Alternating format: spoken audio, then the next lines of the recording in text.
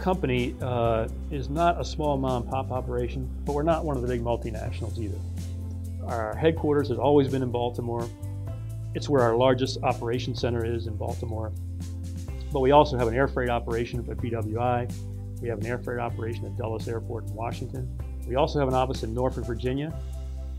We have an office in Louisville, Kentucky, which developed from some special requirements in certain niche business that we handle for the beverage industry. We have an office up in Port Elizabeth, New Jersey. We also have an office in Philadelphia, which is more for our vessel agency division. But then we compete with these multinationals by our large network of agents all around the world. So we feel we can do anything they can do in any place in the country where we're having trade relations with. And those are close relationships, and they're always under review. We have the flexibility, if we're not happy with an agent service in Thailand or Turkey, we can change that agent, because there are other agents that we do review them from time to time and decide there's an agent might be a better fit or give a better service for a certain type of business we have in that trade lane. That's where we say we can do things the multinationals can't in some respects, because they're kind of stuck with their office in those places. That's their corporate policy, of course, to use their own office. So that's in the marketplace. We're kind of an in-betweener, but closer to a smaller business. But we are able to compete, and we offer service on a global basis. And that's what our agent network is for. That's what our investment in our IT infrastructure is for, to allow us to do those things. And our people are very well trained. We spend a fair amount of time doing that, and we have a fair amount of longevity in our staff. Again, the personal service aspect comes in when our staff person can get to know our customers, get to know what the idiosyncrasies of their business are and what their special requirements are. And so they understand and learn more about the business. And it's one of the nice things about our industry. We touch a lot of different industries. As I said before, people say, what kind of products do you import or export? Well, with our customers, we're importing and export almost anything you can think of.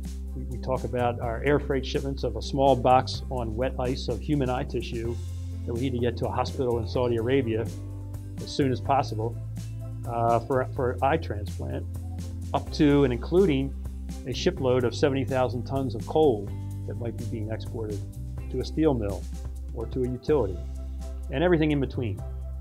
So we are very much a generalist. We handle a lot of different kinds of products, but we also have some niches we developed over the years. Alcoholic beverages is one of those. We have some special requirements, some special regulations in the customs regs that we are pretty good experts at and can take advantage of for our customers. Other niches we've gotten involved in are in the defense and aerospace industry, where, as I mentioned before, require some special export licenses and import licenses to move those kind of materials around.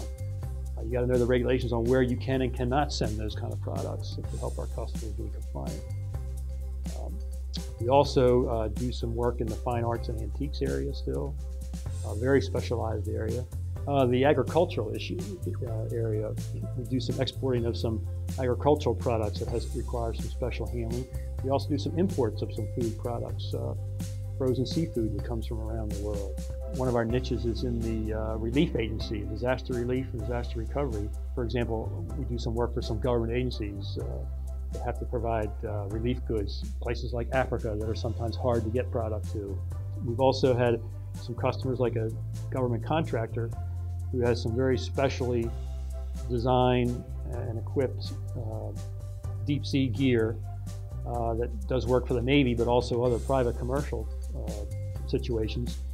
And if you remember when the Malaysian aircraft went down and were missing somewhere over there in the Pacific Ocean, they weren't sure where, Pacific or Indian Ocean, one of our customers called us, who has some special gear for deep sea salvage and location, called us on a Friday afternoon at 4 o'clock. We need to move a bunch of this gear to Australia, where we're going to be helping with this rescue effort and salvage and trying to locate this airplane. So we went to work at 4 o'clock on a Friday afternoon, and by Sunday evening we had a 747 on the ground at JFK and 4 trucks from different locations with all this heavy gear, and the plane took off and was in Perth, Australia, for that gear to be loaded on vessels that were going on the search and rescue mission. So that kind of specialized service is one of our hallmarks.